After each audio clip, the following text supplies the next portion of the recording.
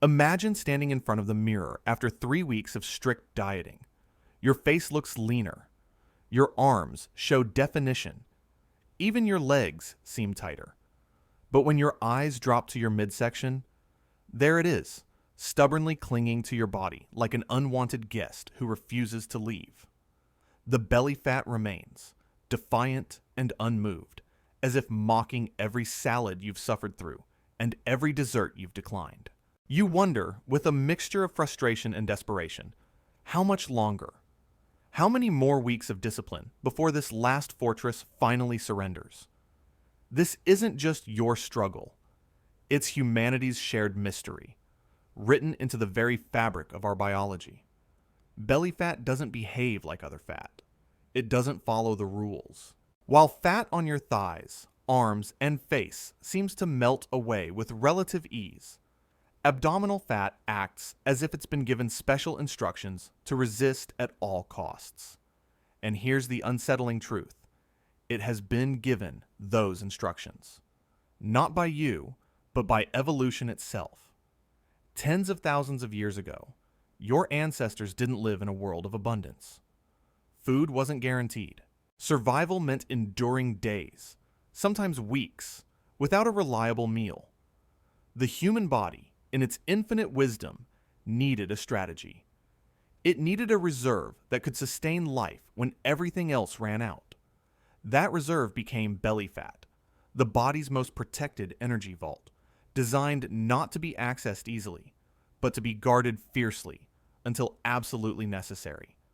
So when you diet, your body doesn't see effort. It sees threat.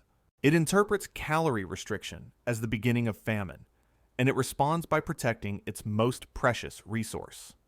Your belly fat isn't stubborn by accident. It's stubborn by design.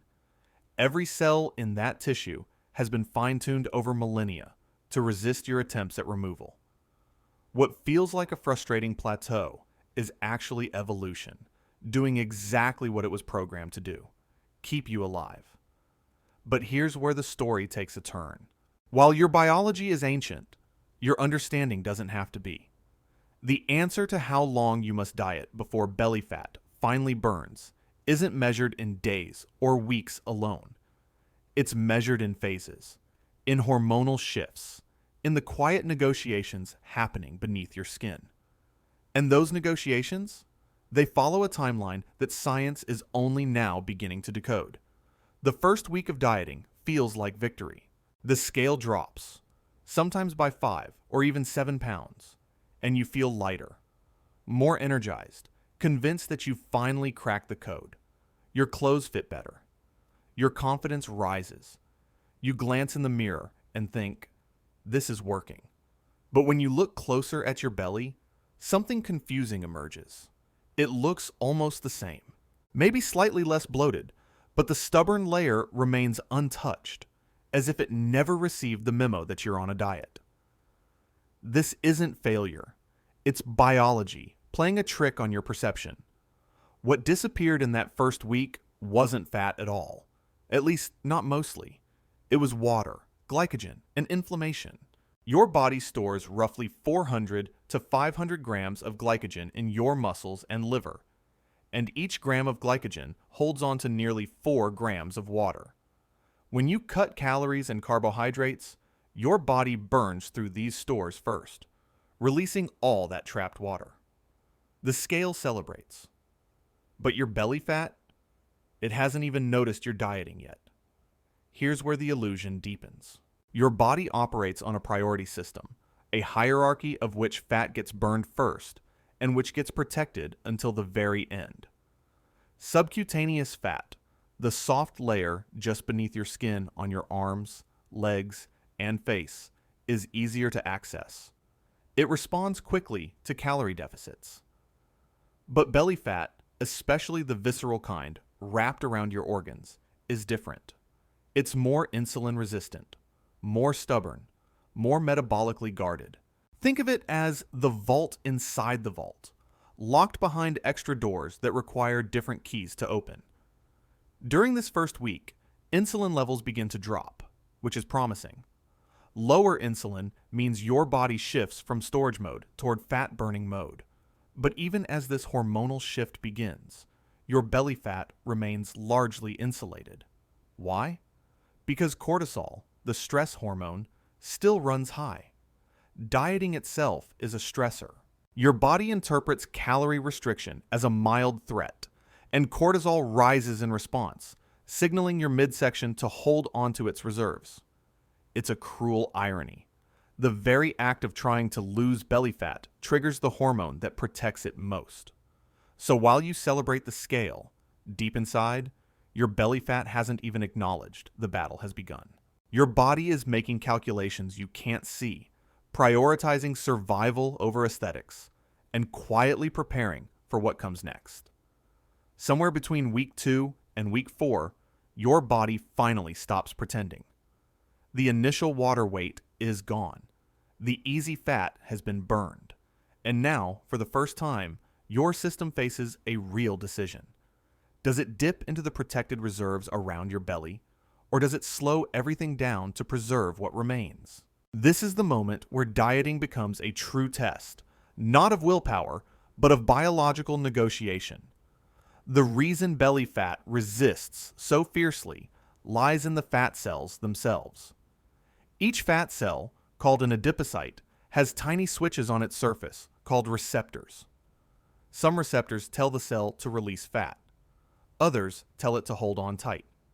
Your belly fat is loaded with alpha-2 receptors, the ones that promote storage and resist release. Meanwhile, fat cells on your arms and legs have more beta receptors, the ones that encourage fat burning.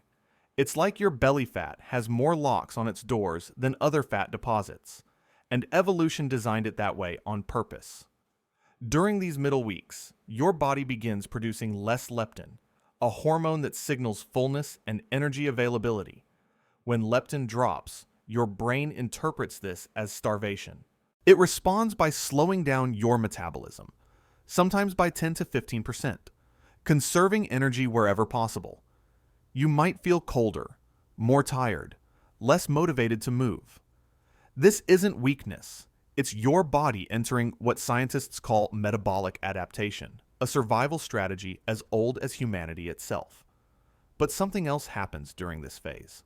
Something quieter, but more promising.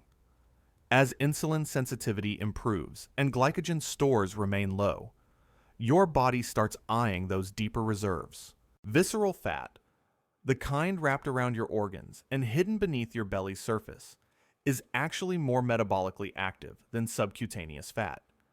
It responds more readily to stress hormones like adrenaline and noradrenaline, meaning it can be mobilized when the body truly needs fuel. The challenge is convincing your body that it truly needs it. Your belly fat has more locks on its doors than other fat, and evolution designed it that way. Each week you stay in a calorie deficit, another key turns, another signal is sent, another biological barrier weakens. Most people give up before these locks fully open, mistaking patience for futility. But something shifts around week 4. The body, having tested your resolve, finally begins to consider the possibility that maybe, just maybe, it's time to let go. This is the window most people never reach because they quit too soon. Somewhere between week 4 and week 12, a transformation begins that finally touches the belly. Not dramatically at first, but noticeably. You catch yourself in the mirror one morning and realize your midsection looks slightly flatter. Your pants fit differently. The stubborn layer that refused to budge for weeks suddenly seems to be listening. This is the phase where persistence finally meets biology, where your patience is rewarded with visible change. What's happening beneath the surface is nothing short of remarkable. Your body has depleted its easy energy sources and adapted to the calorie deficit. Insulin sensitivity has improved significantly, meaning your cells no longer need as much insulin to handle glucose. With insulin levels staying lower for longer periods, the hormonal environment finally favors fat release over fat storage. Cortisol, which spiked during the initial stress of dieting, begins to settle as your body accepts this new normal. And with cortisol's grip loosening, belly fat loses one of its most powerful protectors. Here's where the science gets fascinating. Visceral fat, despite being stubborn to release initially, is actually more metabolically active than the soft fat under your skin.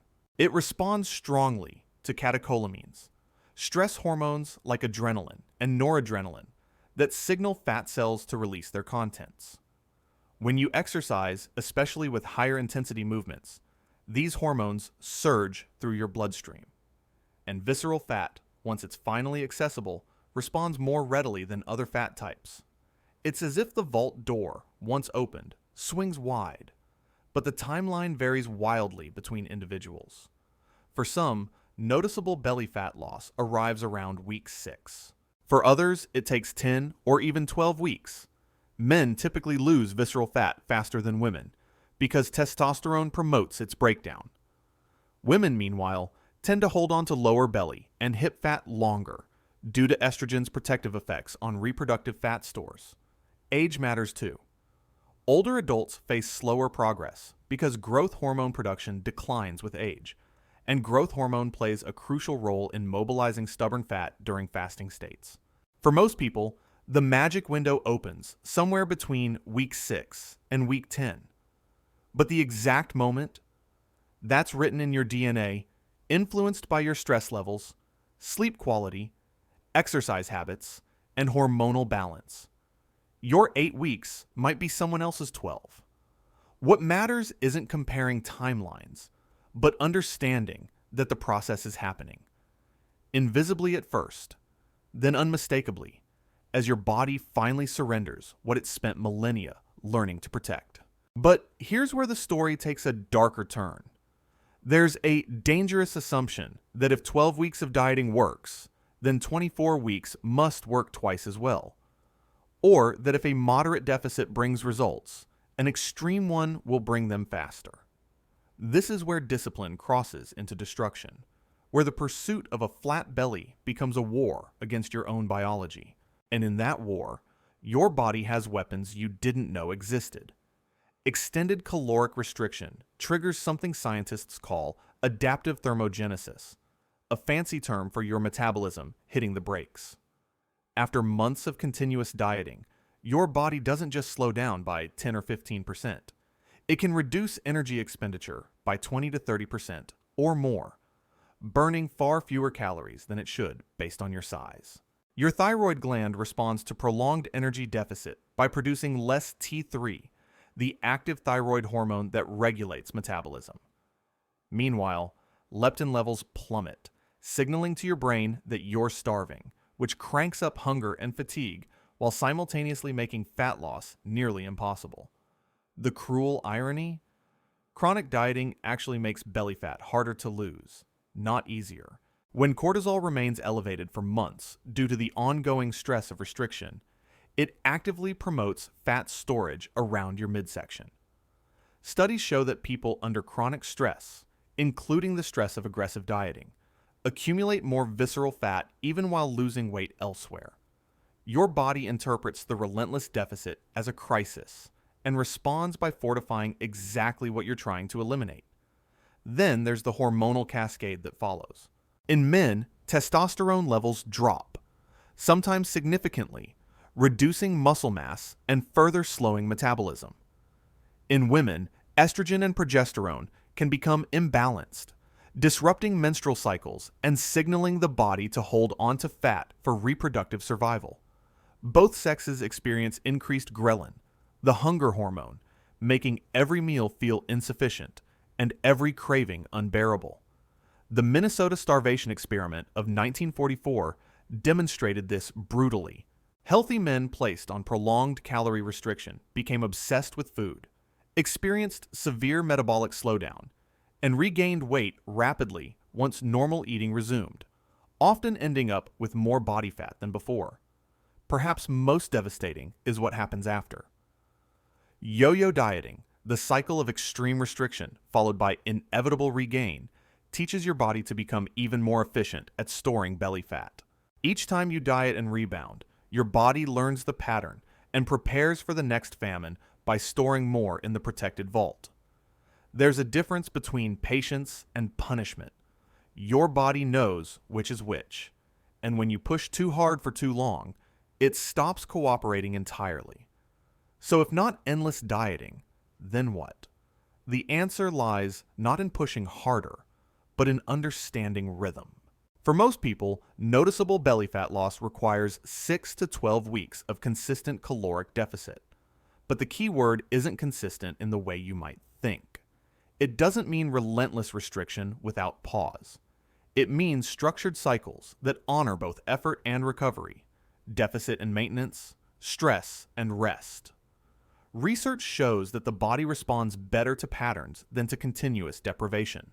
Diet breaks, periods where you eat at maintenance calories for 1 to 2 weeks, can restore leptin levels, boost thyroid function, and reduce the metabolic adaptation that sabotages long-term progress. Some studies suggest alternating 2 weeks of dieting with 2 weeks at maintenance produces better fat loss over time than straight restriction. Similarly, refeed days, where you temporarily increase carbohydrates while keeping protein high, signal to your body that famine hasn't arrived, preventing the panic response that protects belly fat so fiercely. This cycling approach mirrors something ancient, something written into your evolutionary blueprint. Your ancestors didn't experience constant famine. They experienced feast and famine, abundance and scarcity, cycles that their bodies learned to navigate with remarkable efficiency. When you diet in waves rather than straight lines, you're speaking your biology's native language. You're working with evolution instead of against it. The timeline then becomes clearer. Most people will see meaningful belly fat reduction within 8 to 12 weeks of strategic dieting, assuming they maintain a moderate deficit of 300 to 500 calories daily, prioritize protein and resistance training, manage stress, and sleep adequately. But those 12 weeks aren't meant to be torture. They're meant to be sustainable, broken into phases that challenge your body without breaking it. If your belly could speak after 12 weeks of this balanced approach, it wouldn't complain about deprivation. It would express gratitude for finally being understood. It would acknowledge that its stubbornness was never personal, only protective. And it would whisper something profound, that patience isn't weakness. Patience is respect for the wisdom your body carries, the ancient knowledge that kept your ancestors alive through genuine scarcity. Belly fat doesn't teach you about perfection. It teaches you about time, about working with your biology rather than fighting it, about honoring the fact that some transformations can't be rushed because they require every cell to agree that change is safe. Perhaps that's the real answer. Not how long you must diet, but how wisely. Would you try a 12-week cycle of strategic dieting? Comment below and subscribe to discover how your body truly transforms when you finally speak its language.